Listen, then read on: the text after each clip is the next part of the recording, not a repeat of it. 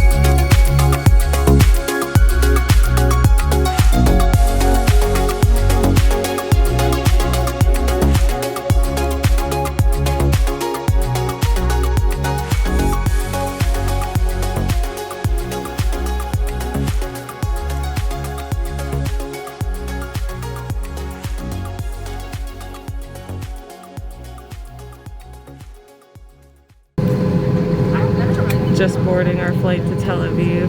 Try not to be too loud because this is very awkward for me. But last plane ride, I'm exhausted. We did have to go through a security check, and it was an extra run. So it's basically like what happened is we had to go through like security again. It was like the same thing. Actually, the camera that I'm holding right now, it's attached to a gorilla pod, and the guy, he saw me put it down and then he lifted it up and he like showed his colleague. It was really funny and they said something and they laughed. I'm like, oh my goodness. But yeah. So anyway, we'll be there in 4 hours.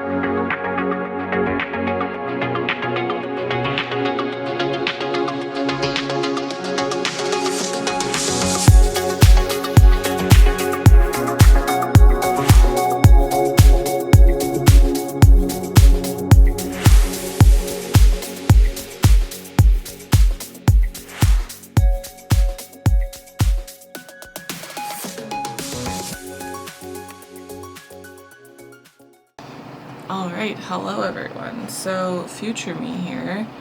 I'm just kind of coming in to commentate on the vlog that I'm editing just because there's like barely any talking. I had a really hard time vlogging in Israel just because I was with family and stuff, and so I didn't want to like overstep or anything. So I'm just gonna come in and like commentate in between clips and stuff, like in different Israel vlogs that are coming. So this vlog that I'm editing right now is mostly a travel vlog. So in between the clips that I have here, we just had landed in Tel Aviv and we had landed pretty late. So Daniel's uncle came and picked us up from the airport and drove us back to his grandparents that is on his mom's side. And so we stayed there for a night, and then the next day we actually drove like 4 hours north to his grandparents on his dad's side. And the way that the what do you call it, scenery changed was like insane. It was crazy. The vlog after this one, so like the week after, is like you guys will see some like crazy scenery. It's awesome. I loved it. But anyway, after the plane ride, I was exhausted. It was like, I confirmed that I do not like plane rides. Hold on, let me lower you a bit. I confirmed I do not like plane rides. I get motion sick pretty easily, and I deal with like a little bit of vertigo just like normally. And so after 3 plane rides and like 2 days of traveling, I was done. That last flight, like from Germany to Tel Aviv, was so much turbulence, and like it was a 4-hour flight. I was already not fully recovered from my motion sickness from the flight previous, and so yeah, that was a lot. But we got there safe and sound, everything was good. We slept it off, and in the clip next you'll actually see there are, oh my gosh, let me tell you, the cats in Israel made me so happy. There are so many feral cats, not all of them are friendly. But we arrived and Daniel and I had to go to separate lines in the airport. There's a local line and then a tourist line, and because I'm just a Canadian citizen, I had to go through the tourist line and he had to go to the local line because he's Israeli. And on my line, there was a little cat running through the airport, and I'm like, oh my gosh. But I had to wait in line, so I couldn't go see him. But oh my gosh, he was just like running through the airport. I'm like, what in the world? This does not happen in Canada, so you know. But it was the cutest thing. And then in the next clip here, you'll see that there was a little cat chilling underneath the car. I just thought he was so cute. We were walking to like a mall in the town or whatever. And then right after that, you'll just see like a lot of line traveling.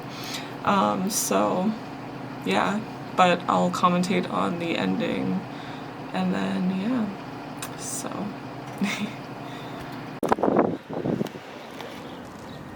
Hey, Buzz Buzz. So cute.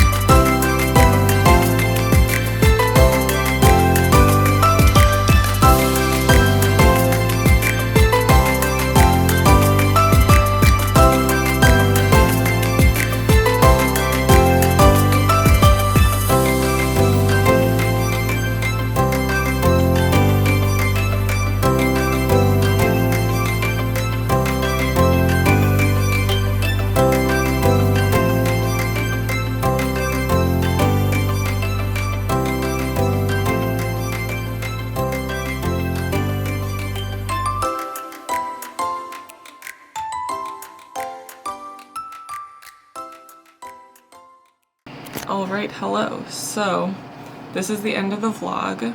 Sorry it's kind of like very travel-y and just whatever. Like, I'll just play music over top of the... Or I guess you guys would have already seen, but I played music over top of the traveling parts. One cool thing that I learned, so in a couple of clips you see some of the towns and stuff, a lot of the towns in Israel are like inside or like on the side of mountains.